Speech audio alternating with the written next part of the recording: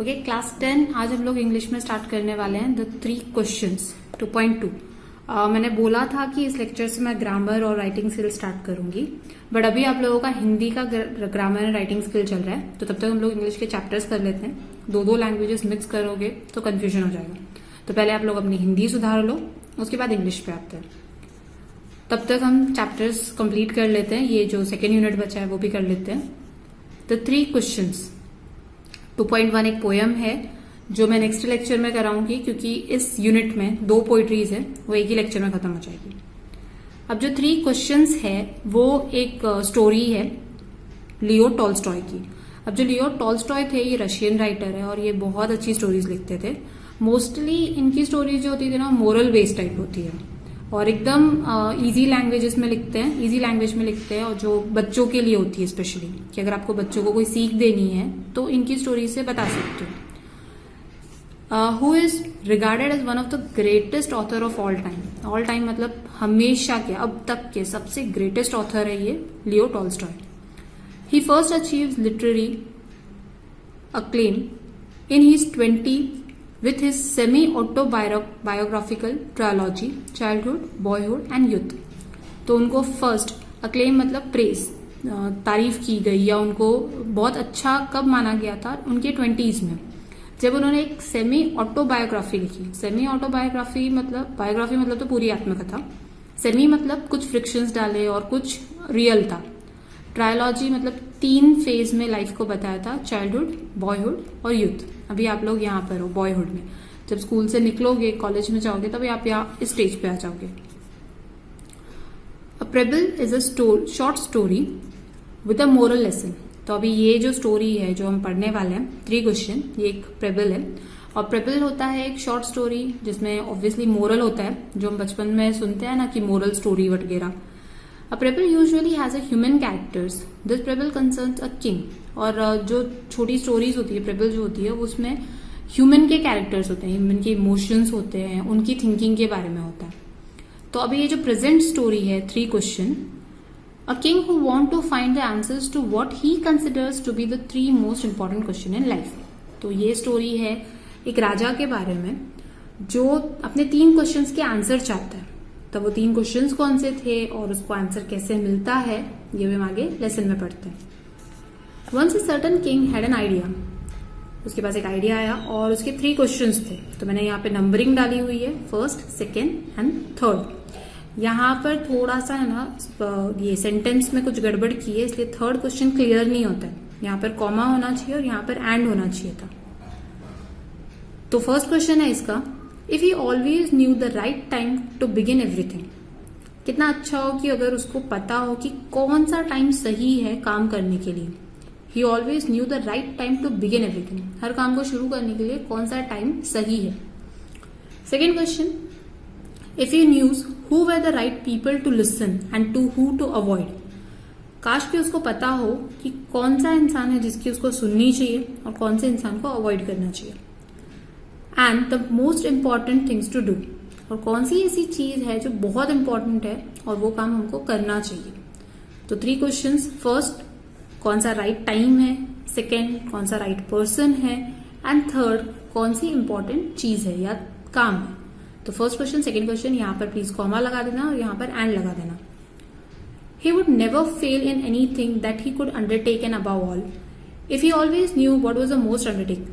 तो अभी अगर इन 3 क्वेश्चंस के आंसर राजा को मिल जाते हैं तो उसने सोचा कि मैं कभी भी किसी चीज में फेल नहीं होऊंगा, जो भी काम मैं करूंगा वो सारे काम सक्सेसफुल होंगे, क्योंकि उसको पता है कि राइट टाइम कौन सा है उस काम को करने के लिए, राइट पर्सन कौन है जिसकी उसको सुननी चाहिए, और राइट थिंग है क्या, इंपॉर्टेंट थिंग है क्या। Since he was convinced that he was right in thinking this way, he had a proclamation made in his kingdom. अब राजा को लगता था कि वो सही है, उसको इन 3 क्वेश्चन के आंसर तो मिलने चाहिए, उसकी ये थिंकिंग सही है। तो उसने क्या किया, अपने राज्य में प्रोक्लेमेशन मतलब अनाउंसमेंट किया। वो ढोल बजा के राजा लोग मतलब राजा के सैनिक लोग करते थे ना, सुनो सुनो सुनो करके। He would give a great reward to anyone who would teach him what the right time was for every action, who is the most necessary people where and how he might know the most important thing to do. तो उसने क्या announcement करवाई कि वो उस आदमी को बहुत ज्यादा इनाम देगा जो उसके इन 3 क्वेश्चंस का आंसर देगा। 3 क्वेश्चंस बार बार वही रिपीट हो रहे हैं। तो फर्स्ट क्वेश्चन क्या था, राइट टाइम, हर एक्शन के लिए राइट टाइम कौन सा है, who is the most necessary people, किसकी सुननी चाहिए, कौन, एंड लास्ट कौन सी इंपॉर्टेंट चीज है जो उसको करनी चाहिए। अब इसके बाद बहुत सारे स्कॉलर्स आते ही है, लर्नड पीपल वगैरह सब आएंगे। तो many learned people came to the court but they all give a different answers. बहुत सारे स्कॉलर्स आए, बहुत सारे लर्नड पीपल आए, अलग अलग क्वेश्चन, अलग अलग आंसर्स देने लगे। In reply to the first question some said that to know the right time for every action, one must draw up in advance a table of days, months and years and must live strictly according to it. तो एक ने बोला कि अगर आपको right time जानना है तो आप अपना एक टाइम टेबल बनाओ जिसमें डेज, मंथ, ईयर, कब क्या करना है सब कुछ क्लियरली लिखा होना चाहिए और आपको स्ट्रिक्टली उसके हिसाब से ही काम करना है। तो आपको पता होगा कि कौन से दिन में क्या काम करना चाहिए। Others declare that it was impossible to decide beforehand the right time for every action, but that not letting oneself be absorbed in the ideal pastime. One should always attend to all that was going on and then do that which was most essential. तो अभी दूसरे ने बोला कि कोई भी इस चीज का आंसर तो नहीं दे सकता कि राइट टाइम क्या है हर काम के लिए, लेकिन इसका मतलब ये नहीं है कि हम लोग मतलब टाइम पास करें या ऐसे ही अटके रहे। हमको आगे काम करते रहना चाहिए और हमको पता चल ही जाएगा कि कौन सा राइट टाइम है। Yet others said that it was impossible for a one man to decide correctly the right time for every action and that the king should instead have a council of a wise people who would help him to fix the proper time for everything. अब तीसरे इंसान ने बोला कि ये तो impossible है भाई कि आप इस तरह से तो पता नहीं कर सकते हो कि राइट टाइम क्या है। इसकी बजाय आप काम करो, आप कुछ मंत्री रख लो जो वाइज हो, नॉलेजेबल हो, वो आपको प्रॉपर हेल्प करेंगे ये फाइंड करने में कि प्रॉपर टाइम क्या है एवरीथिंग, मतलब हर चीज को करने का। Equally varied were the answers to the second question. Some said the people the king most needed were his councillors, other priest, others the doctors, while some said the warriors were the most necessary. अब second question था कि कौन से इंसान की उसको बहुत ज्यादा सुननी चाहिए। तो किसी ने बोला काउंसलर्स यानी मंत्रियों की, किसी ने बोला जो पुजारी होते हैं उनकी, किसी ने बोला अपने डॉक्टर की सुनो, और किसी ने बोला जो भी आपके लिए फाइट करता है, जो आपके सेनापति वगैरह है, उन सब की सुनो। अब जो थर्ड क्वेश्चन है उसके बारे में लोगों ने बोला to the third question about what was the most important occupation, क्या करना चाहिए, सबसे इंपॉर्टेंट क्या है लाइफ में, जो काम मुझे करना चाहिए। किसी ने बोला कि आप the most important thing in the world was science, other said it was a skill in a warfare, another again that it was a religious worship. The king was convinced by none of these answers and gave the reward to none. अब किसी ने बोला कि सबसे important चीज तो science है, तो आप साइंस के बारे में नॉलेज ले लो। किसी ने बोला कि एक राजा को तो युद्ध के बारे में, लड़ाई के बारे में ज्यादा पता होना चाहिए, तो आप उसकी स्किल वगैरह ज्यादा इंपॉर्टेंट है आपके लिए। किसी ने बोला कि जो पूजा होती है, रिलीजियस वर्शिप होती है, भगवान वगैरह, ये सब ज्यादा इंपॉर्टेंट है, तो आप अपना पूरा ध्यान वहां पर लगाओ। बट किंग इनमें से किसी से भी सेटिस्फाइड नहीं हुआ और उसे किसी को भी कोई रिवॉर्ड वगैरह नहीं दिया। अब उसने डिसाइड किया कि यार मेरे तीनों क्वेश्चन के आंसर तो मिल नहीं रहे। उसने एक हर्मिट यानी एक साधु के बारे में सुना था जो कहीं जंगल में रहता था और वो किसी से मिलता जुलता नहीं था, वो अपनी जगह पर ही रहता था। और इवन वो जब लोगों से मिलता था तो जो सिंपल लोग होते थे गांव वगैरह के, तो उनसे ही मिलता था। तो अभी राजा ने डिसाइड किया कि मैं वहां पर जाता हूँ और उस साधु को पूछता हूँ, क्योंकि साधु नॉलेजेबल होते हैं, तपस्या वगैरह करके उनको ज्यादा चीजें मालूम होती है, तो शायद हो सकता है कि वही मेरे आंसर्स दे दे 3 क्वेश्चंस के। He decided instant to go to a hermit who was widely renowned for his wisdom. The hermit lived in a small hut in a forest which he never left. He spoke only to the common folk, so the king put on the simple clothes and approaching the hermit's cell, dismounted his horse and left his bodyguard behind. तो अभी hermit के बारे में राजा ने क्या सुना था कि वो सबसे अच्छा इंसान है, मतलब उसका नॉलेज बहुत ज्यादा है, लेकिन जो hermit है वो अपनी स्मॉल हट में वहीं पे फॉरेस्ट पे रहता है, कभी मतलब उसको छोड़कर नहीं आता। तो राजा तो उसको नहीं बुला सकता था और वैसे भी राजा को जरूरत थी तो उसको खुद जाना पड़ेगा। उसके अलावा वो जो हर्मिट है वो कॉमन फॉक मतलब कॉमन जो नॉर्मल लोग हैं उनसे ही मिलता है। तो राजा ने सोचा कि मैं भी एक नॉर्मल इंसान बनकर जाता हूँ, तो उसने एक सिंपल क्लोथ अपने पहने, राजा के जो भारी भरकम वस्त्र थे वो सब निकाल दिए। और हर्मिट की सेल की तरफ चला, लेकिन साथ में अपने जो घोड़े और बॉडीगार्ड वगैरह जो राजा के साथ रहते हैं वो वहीं दूर छोड़ दिए उसने और अपना पैदल चलने लगा वो हर्मिट के यहाँ पे। When the king arrived, the hermit was digging the ground in front of his hut. He greeted the king, but went on digging. The hermit was frail and weak, and each time he struck the ground with a spade and turned over a little earth. He breathed heavily. तो अब जब राजा वहां पर पहुंचा तो उसने क्या देखा कि वो जो हर्मिट है, साधु है, वो अपनी झोपड़ी के बाहर कुछ खड्डे खोद रहा है। उसने राजा को देखा, हर्मिट ने उसको ग्रीट किया कि ठीक है, नमस्ते वगैरह किया, लेकिन उसके बाद उसने उसको इग्नोर किया और अपना डिगिंग चालू रखा। अब राजा ने नोटिस किया कि जो हर्मिट है वो तो बहुत ज्यादा ही दुबला पतला, बहुत डेलिकेटेड और वीक है। जब भी वो खड्डा खोदता है अपने स्पेड मतलब वो जो फावड़ा होता है ना, जैसे खड्डा खोदते हैं, या फिर कुल्हाड़ी, तो जब भी वो खड्डा खोद रहा है तो वो थोड़ी सी मिट्टी निकलती है, थोड़ा सा अर्थ में खड्डा होता है, लेकिन हर्मिट इतना ज्यादा थक जाता है कि वो जोर जोर से सांस लेके हाफने लग जाता है। अब the king went up to him and said, I have come to you wise hermit to ask you to answer 3 questions. राजा ने वो देखा कि यार ये साधु तो मेरी तरफ ध्यान दे नहीं रहा है, तो एक काम करता हूँ, मैं ही क्वेश्चन पूछ लेता हूँ। तो किंग ने बोला कि मैं आप तक आया हूँ क्योंकि मैंने आपके बारे में बहुत सुना है कि आप बहुत वाइज हो, बहुत नॉलेजेबल हो, तो मैं चाहता हूँ कि प्लीज आप मेरे 3 आंसर्स, जो 3 क्वेश्चन है उनके आंसर दो। एंड उसने वापस रिपीट किए question, how can I learn to do the right thing at the right time, who are the people I most need and to whom should I therefore pay most attention, and what affairs are the most important and need my first attention. अब questions को है ना सब जगह पर घुमाया हुआ है, बट मीनिंग सेम है।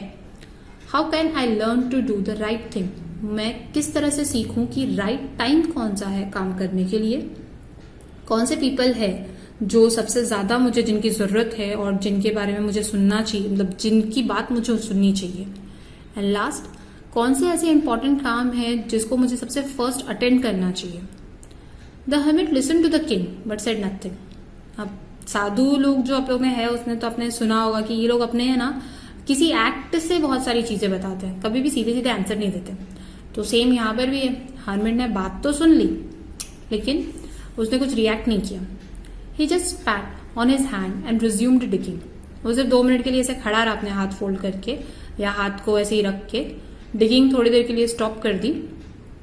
The king watched in silence for a while, then feeling sorry for the hermit he said, digging यहाँ पर स्टॉप की, रिज्यूम्ड की और उसके बाद वापस स्टार्ट कर दी। अब राजा को लगा कि यार ये साधु तो एक तो वैसे ही दुबला पतला है और ऊपर से ये बेचारा कितना हाफ रहा है, तो उसको बहुत सॉरी फील हुआ। जब राजा ने उसको 3 क्वेश्चंस पूछे तो हर्मिट ने क्या किया, सिर्फ 2 मिनट के लिए अपनी डिगिंग स्टॉप की और उसके बाद वो वापस अपने काम में लग गया। राजा को लगा कि ये तो बहुत वीक है, तो उसने बोला, you are tired, let me take the spade and work a while for you. The hermit silently handed over the spade and sat down on the ground. When he had dug 2 bits, the king stopped and repeated his question. तो अभी राजा ने बोला कि आपका जो खोदने वाला हथियार है, फावड़ा या कुल्हाड़ी, वो प्लीज मुझे दे दो, आप बहुत ज्यादा वीक हो और टायर्ड लग रहे हो, आप जगह बैठो, रेस्ट करो। हर्मिट ने कुछ नहीं बोला, चुपचाप राजा को दे दिया। अब राजा ने खड्डा खोदना शुरू किया, 2 खड्डे खोदे। उसके बाद राजा से रहा नहीं गया, यार ये मेरे क्वेश्चन का आंसर क्यों नहीं दे रहे, शायद इसे सुना नहीं होगा। तो किंग ने क्या किया, वापस रिपीट किया। कुछ चीजें ना वो लिखी नहीं है, यहाँ पे लिखा नहीं है कि हर्मिट ने सुना नहीं था, मैं सिर्फ स्टोरी को बता रही हूँ कि किस तरह से हो सकता है। राजा ने ऐसा सोचा होगा। तो जब आप लोग भी आत्मकथा या निबंध या कुछ भी लिखते हो ना, तो अपने ये सारे वर्ड्स डालने का। The hermit again give no answer but rose stretch out his hand for the spade and said, now rest a while and let me work a bit. But the king did not give him the spade and continue to dig. अब hermit ने वापस दूसरी बार भी राजा की बात को अनसुना कर दिया। उसने क्या किया, खड़ा हुआ, स्ट्रेच किया अपने आप, मतलब उसने हाथ बढ़ाया और राजा को बोला कि भाई तुम रेस्ट कर लो, मैं थोड़ा सा काम कर लेता हूँ, मुझे वापस दे दो स्पेड। अब राजा ने भी बोला मैं भी नहीं सुनूंगा इसकी, तो राजा ने भी नहीं दिया उसको और वो अपना काम करते रहे। 1 hour passed and another. The sun began to sink behind the trees and the king at last stunk the spade into the ground and said, I came to you, wise one, for an answer to my questions. If you can give me none, please say so, and I will go home. Here comes someone running, said the hermit. Let us see who it is. तो अब राजा बेचारा बुरी तरह से पक गया था कि वो तो अपने 3 क्वेश्चन के आंसर्स फाइंड करने के लिए लाया था, लेकिन यहाँ पर तो खड्डे खोदने पड़ रहे। 1 घंटा हो गया, 2 घंटा हो गया, फाइनली शाम होने आई तो राजा से रहा नहीं गया, उसने वहीं ग्राउंड पे उसको पेट को रखा और बोला कि मैं यहाँ पर अपने 3 क्वेश्चंस के आंसर जानने आया हूँ, तो अगर तुम मुझे नहीं दे सकते हो तो प्लीज बता दो ताकि मैं अपने घर पे जाऊं। तो हर्मिट ने उसके आंसर देने की बजाय क्या बोला कि वो देखो यहाँ से कोई दौड़ते हुए आ रहा है, चलो पहले उसको देख लेते हैं, let's see who it is, देखते हैं कौन है। The king turn round and saw a beard man come running out of the forest. The man held his hand pressed against his stomach. तो अभी राजा और हर्मिट ने क्या देखा कि एक आदमी जंगल की तरफ से दौड़ते हुए आ रहा है और बियर्ड मतलब दाढ़ी वाला आदमी है। यहाँ पे पूरी स्टोरी में कहीं भी उस आदमी का नाम वाम नहीं लिया हुआ है, सिर्फ राजा है, साधु है और अभी ये आदमी है, सिर्फ 3 कैरेक्टर है। तो अभी वो जो दाढ़ी वाला आदमी है उसने अपने पेट को बहुत जोर से पकड़ा हुआ है हाथ से, and the blood was flowing from under them, और वो वहां से खून निकल रहा है। When he reached the king, he fainted and fell to the ground, moaning feebly. तो अभी जब वो राजा के पास पहुंचा, वो जंगल में से दौड़ते हुए निकल के आया उस झोपड़ी तक और राजा के पास पहुंचा तो वो ऑलमोस्ट बेहोश हो गया और ग्राउंड पे गिर गया। The king and the hermit unfastened the man's clothing. There was a large wound in his stomach. तो मैं जो किंग और हर्मिट है उन्होंने अभी क्या किया, वो आदमी के कपड़े वपड़े हटाए और देखा कि उसके पेट में ना बहुत बड़ा घाव है। तो king washed it as well as he could and bandaged it with his handkerchief and a towel the hermit had, but the blood would not stop flowing. And the king again and again removed the bandage, soaked with the warm blood and washed and rebandaged the wound. तो अभी साधु और राजा दोनों है ना अपना काम धाम छोड़कर अभी जो बियर्ड मैन आया था घायल उसके ऊपर ध्यान देने बैठ गए। किंग ने क्या किया, उसको वॉश किया, उसका जो घाव था उसको पट्टी लगाई। अब पट्टी तो थी नहीं, उसने पट्टी किससे बनाई थी, हैंगरचिप से और टॉवल से उसको बांधा। लेकिन थोड़ी देर में वापस वो ब्लड स्टार्ट हुआ फ्लो करना और वो वापस भीग गए, तो उसने वापस साफ किया, वॉश और वापस रीबैंडेज किया उनको। फाइनली ऐसा 3-4 बार करने के बाद ब्लड स्टॉप हुआ। The man revived and asked for something to drink. The king brought some fresh water and give it to him. अब आदमी को थोड़ा थोड़ा सा होश आया और उसने पीने के लिए कुछ मांगा, तो किंग ने उसको क्या दिया, fresh water. Meanwhile the sun had set and it had become cool. तो अभी तक तो रात हो चुकी है। So the king with the hermit's help carried the wounded man into the hut. तो अभी रात हो चुकी है तो ये लोग किसी वैद्य वगैरह को बुला नहीं पा रहे थे क्योंकि ये जो स्टोरी है राजाओं के टाइम की है, तो फोन वगैरह तो थे नहीं कि कॉल करोगे और आ जाएगा। तो इन्होंने क्या किया, अभी उसको झोपड़ी में लेके गए दोनों मिलकर। The man lay there quietly with his eyes closed. By now the king was so tired after his walk and the work he had done that he lay down himself and also fell asleep. तो अभी राजा भी शाम रात हो चुकी थी और वो भी इतना टायर्ड हो चुका था वो अपने सारे काम से, और अभी जो उसने उस बियर्ड मैन की हेल्प की थी और वो जो डिग किया था एंड वो जो पैदल आया था, क्योंकि राजा लोगों को इतना सब काम करने की आदत तो होती ही नहीं है नॉर्मल पीपल की तरह, तो एकदम टायर्ड हो गया और वो भी वहीं जो बियर्ड मैन था उसके बाजू में ही सो गया। When awoke in the morning, it took him some time to remember where he was and who was the strange bearded man lying by his side and gazing intently at him. तो अभी जब वो सुबह उठा राजा तो 2 minute तो ऐसा उसको लगा कि यार रात भर क्या हुआ था, मतलब मैं कहाँ पर हूँ, मैं अपने दरबार में नहीं हूँ, मतलब मैं अपने महल में नहीं हूँ। तो थोड़ा टाइम लगा उसको सब याद करने की कि रात को क्या हुआ था। He was and who was a strange beard, और उसको धीरे धीरे याद आया कि वो बियर्ड मैन जो मेरे बाजू में सोया हुआ है, वो कंटिन्यूसली जो मुझको देख रहा है वो कौन है। इंटेंटिवली मतलब वेरी अटेंटिवली, ईगरली, जैसे वो बियर्ड मैन राजा के उठने का ही वेट कर रहा था। अब जैसे ही राजा उठा, बियर्ड मैन ने बोला, "Forgive me," said the bearded man in a weak voice, when he saw that the king was awake and was looking at him. तो अभी बियर्ड मैन ने बोला कि प्लीज मुझे माफ कर दो, क्योंकि वो कब से वेट कर रहा था राजा के उठने का। तो जैसे ही वो उठा उसने अपनी वीक वॉइस ने बोला कि प्लीज मुझे माफ कर दो। तो उसने देखा कि राजा उठ गया है और उसकी तरफ देख रहे हैं। I do not know you and I have nothing to forgive you. अभी किंग ने क्या बोला कि मैं तो तुम्हें जानता भी नहीं हूं, मैं तुम्हें किस बात के लिए माफ करूं। You do not know me but I know you. I am that enemy of yours who swore to revenge himself on you because you executed his brother and seized his property. तो अभी वो आदमी ने बोला कि तुम मुझे नहीं जानते हो लेकिन मैं तुम्हें जानता हूँ, मैं तुम्हारा वो दुश्मन हूं ना जिसने कसम खाई है तुमसे बदला लेने की, क्योंकि तुमने ना भाई को, मतलब ये जो बियर्ड मैन है उसके भाई को एग्जीक्यूट किया और उसकी जितनी भी प्रॉपर्टी थी उसको सीज्ड कर दिया, प्रॉपर्टी जब्त कर ली थी। I knew who you had gone alone to see the hermit. और उस आदमी ने बताना शुरू किया कि मुझे पता था कि तुम साधु के पास अकेले आने वाले थे। I resolve to kill you and your way back. तो मैंने डिसाइड किया था कि जब तुम साधु के यहाँ से लौट कर वापस आओगे तो मैं तुम्हें मार डालूंगा। But the day pass and you did not return. लेकिन रात होने आई थी, पूरा दिन निकल गया था, लेकिन तुम आए नहीं। So I came out by ambush to find you. तो मैं झाड़ियों में से निकला ये देखने के लिए कि तुम कहाँ हो, फाइंड करने के लिए। लेकिन तभी तुम्हारे बॉडीगार्ड ने मेरे को रिकॉग्नाइज कर दिया और उन्होंने मुझे घाव दिया, मतलब मेरे ऊपर हमला किया। मैं वहां से तो निकल गया। I escaped from them but would have bled to death had you not breast my wound and I wish to kill you but you have saved my life. तो उसने बोला कि मैं वहां से तो बच के निकल गया था, लेकिन मैं बहुत जल्दी मर जाता क्योंकि वो घाव इतना गहरा था। अगर तुमने मुझे बचाया नहीं होता, मेरे घाव की मरहम पट्टी नहीं की होती, तो मैं शायद नहीं बचता। I wish to kill you but you saved my life. मैं तुम्हें मारना चाहता था लेकिन तुमने मेरी लाइफ बचाई। Now if I live and if you wish it I will serve you all my life. तो अभी वो बियर्ड मैन ने बोला कि अगर मैं जिंदा बचता हूं और अगर तुम चाहते हो तो मैं पूरी जिंदगी तुम्हारा नौकर बनकर रहूंगा, तुम्हारे खिदमत में रहूंगा, सर्व करूंगा। The king was very glad to have made peace with an enemy so easily and have gained him for a friend. तो किंग को ना बहुत खुशी हुई कि यार एनिमी से इतनी जल्दी मतलब शांति हो गई, हम दोनों के बीच में अच्छी बातें हुई और ये हमारा फ्रेंड बन गया। नॉर्मली क्या होता है ना, राजा के दुश्मन बहुत होते हैं, कोई ना कोई उनको मारने पे बैठा ही रहता है। तो किंग को खुशी हुई कि एटलीस्ट चलो एक एनिमी तो है जो बहुत इजीली मेरा फ्रेंड बन गया है। He not only forgave him, but said he would send his man and his own physician to attend to him. The king then took leave of him and went out of the hut to look for the hermit. तो अभी ये राजा ने बोला कि ठीक है, मैं तुम्हें माफ करता हूँ और मैं अपना आदमी भी भेजूंगा और अपने फिजिशियंस भी भेजूंगा, डॉक्टर वगैरह भी भेजूंगा जो तुमको देखे और तुम्हारी देखभाल करे। और किंग अभी यहाँ से निकल रहा था, वहां से जो साधु के यहाँ पे बैठा था वो। The king then took leave of him and went out to the hut to look the hermit. तो जाने से पहले वो एक बार साधु से मिलना चाहता था कि भाई अभी शायद मेरे क्वेश्चन के आंसर दे दे वो। Before going away, he wished once more to beg for an answer to the questions he had asked.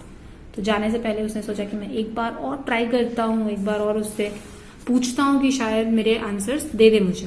The hermit was outside on his knees sowing seed in the bed that had been dug the day before. तो अभी साधु कहाँ पर था, वहीं पर जहां पर खड्डे खोद रहे थे ना, तो वहां पर वो अपने बेंड होके घुटनों के बल बैठा था और बीज बो रहा था उन खड्डों में। The king approached him and said, for the last time I pray you to answer my question wise man. तो अभी एकदम लास्ट टाइम से गिड़गिड़ा के ऐसे ही पूछ रहे राजा कि प्लीज मैं आपसे लास्ट टाइम क्वेश्चन पूछ रहा हूँ, प्लीज मेरे क्वेश्चन का आंसर दे दो, आप बहुत नॉलेज वाले हो, बहुत अच्छे इंसान हो। तो अभी फाइनली साधु ने आंसर दिया। You have already been answered, said the hermit, still crouching on his thin leg and looking up at the king who stood before him. तो अभी साधु ने क्या बोला कि तुम्हारे पास तो सारे आंसर्स है, तुमको ऑलरेडी वो आंसर्स मिल चुके हैं। हर्मिट ने बोला स्टिल क्राउचिंग, मतलब अभी भी वो बेंड ही है अपने पैर पे और ये राजा की तरफ देख रहा है। What do you mean? राजा ने बोला तुम्हारा मतलब क्या है, मुझे आंसर कब मिले, तुमने तो बोला ही नहीं। Do you not see, reply the hermit. अभी ये हर्मिट यहाँ से बता रहा है कि उसको उसके 3 क्वेश्चन के आंसर्स कैसे मिले। तो उसने बोला कि तुमने देखा नहीं, if you did not pitted my weakness yesterday and stay to dig these beds for me, you would have gone back and been killed by that man. तो उसने बोला कि अगर कल तुमने मेरे ऊपर दया दिखाकर, मेरी कमजोरी पे दया दिखाकर ये जो यहाँ पर खड्डे खोदने के लिए नहीं रुकते ना और तुम चले जाते, तो अगर चले जाते तो वो जो आदमी अंदर सोया है वो तुम्हें मार डालता। So the most important time was when you were digging the bed. तो सबसे इंपॉर्टेंट टाइम जो था वो था तुम्हारा खड्डे खोदना। And I was the most important man to do me good was your most important business. और मैं सबसे इंपॉर्टेंट आदमी था जिसकी तुमको सुननी चाहिए, जिसकी तुम सुन रहे थे। और तुम्हारे लिए सबसे इंपॉर्टेंट काम क्या था जो तुम कर रहे थे, पौधे लगाने के लिए खड्डे खोदना। Afterward the most important time was when you were attending to that man. तो उसके बाद का सबसे इंपॉर्टेंट टाइम क्या था, जब तुम उसकी देखभाल कर रहे थे। For if you did not bound his wound he would have died without having a made peace with you. तो अगर तुम उसको वुंड को, उसको घायल आदमी को ठीक नहीं करते, उसकी पट्टी मरहम पट्टी नहीं करते, तो ऑब्वियसली वो मर जाता और वो तुम्हारे साथ शांति या फ्रेंडशिप नहीं कर पाता. So he was the most important man and what you did for him was the most important business. तो अभी उसने दूसरे इंसिडेंट में बोला कि उस टाइम पे जो तुम कर रहे थे वो सबसे इंपॉर्टेंट चीज थी. वो आदमी जिसकी तुमने सुनी वो मोस्ट इंपॉर्टेंट मैन था और जो आप काम कर रहे थे वो मोस्ट इंपॉर्टेंट बिजनेस था. Remember then there is only one time that is important now. तो अभी यहाँ पर उसने 2 इंसिडेंट बताए कि कब तुम सबसे इंपॉर्टेंट काम कर रहे थे, कब तुमने सबसे इंपॉर्टेंट इंसान की सुन रहे थे और कौन सा राइट टाइम था. पहला, जब तुम खड्डे खोद रहे थे, वो तुम्हारे लिए सबसे इंपॉर्टेंट काम था. वो राइट टाइम था हेल्प करने का जब तुमने मेरी हेल्प की, और मैं ही वो इंसान था जिसकी तुमको उस वक्त सुननी चाहिए, इससे तुम्हारी जान बच गई. सेकेंड चीज, जब वो आदमी आया तो तुमने उसकी हेल्प की, वो राइट टाइम था, वो राइट चीज थी और वो आदमी तुम्हारे लिए सबसे इंपॉर्टेंट था उस वक्त, क्योंकि इससे तुमने उसके साथ दुश्मनी खत्म कर दी. Remember then there is only one time. तो अभी सुनो ध्यान से और याद रखो कि सिर्फ एक टाइम ऐसा होता है जो सबसे इंपॉर्टेंट होता है. It is the most important time because it's the only time when we have any power. The most necessary person is the one with whom you are, for you do not know whether you will ever have dealings with anyone else, and the most important thing is to do this person good because for that purpose alone where you sent into this life. तो तुम्हारे लिए जो सबसे important time है वो है अभी present time जो चल रहा है, क्योंकि तब तुम्हारे पास पावर होती है कुछ भी करने की. तुम पास्ट या फ्यूचर में नहीं जी सकते हो. पास्ट बीत चुका है, कुछ नहीं कर सकते हो. फ्यूचर हमारे हाथ में है ही नहीं. द मोस्ट नेसेसरी पर्सन जो होता है लाइफ में वो होता है कि जिस टाइम पे तुम जिसके साथ हो, for you do not know whether you will ever have dealings with anyone else. तब तुम्हें पूरी तरीके से उसकी बात सुननी चाहिए, उसके साथ रहना चाहिए. You do not know whether you will ever have dealings with anyone else, और तुम्हें पता नहीं कि तुम उस इंसान से वापस मिलोगे नहीं मिलोगे. And the most important thing is to do this person good because for that purpose alone here were you send in to this life. और जिस इंसान के तुम साथ हो उसके लिए अच्छा करने की कोशिश करो, क्योंकि इसीलिए तुमको इस लाइफ में भेजा गया. तो मोस्ट इंपॉर्टेंट टाइम है प्रेजेंट टाइम. मोस्ट इंपॉर्टेंट जो ह्यूमन है जिसकी तुमको सुननी चाहिए वो है जिसके साथ तुम अभी हो. जैसे स्कूल में हो तो आपके लिए टीचर सबसे इंपॉर्टेंट है, घर पे हो तो पेरेंट्स सबसे इंपॉर्टेंट है, और सबसे इंपॉर्टेंट काम जो आपको करना चाहिए वो उनकी बातें सुनो और उनके लिए कुछ अच्छा करो, क्योंकि इसीलिए तुमको यहाँ पे भेजा गया. तुम अगर स्कूल में बैठ के सोचोगे नहीं पेरेंट्स से मैंने झगड़ा किया, पेरेंट्स से अच्छे से बात करनी चाहिए, और टीचर से बैड बिहेव करोगे तो गलत है. घर पे बैठ के सोचोगे यार टीचर के साथ इस तरह से बात नहीं करनी चाहिए, तो कल जाके सॉरी बोलूंगा, तो भी गलत है. तो जो प्रेजेंट में तुम्हारे साथ में है तुम उसकी तरफ ध्यान दो, ये सबसे ज्यादा इंपॉर्टेंट चीज है. ये थी आपकी मोरल ऑफ, तो ये स्टोरी का पूरा मोरल था जो लियो टॉल्स्टॉय ने लिखी है. आज मैं कोई भी होमवर्क नहीं दे रही हूँ क्योंकि आप लोग ऑलरेडी हिंदी के होमवर्क को इतना टाइम लगा रहे हो. एंड लास्ट टाइम का जो होमवर्क था वो मैं आप लोगों को चेक करके नेक्स्ट लेक्चर में ही बताऊंगी, पोइट्री वाले लेक्चर में. तो ये स्टोरी प्लीज अच्छे से पढ़ लेना, बहुत अच्छी स्टोरी है.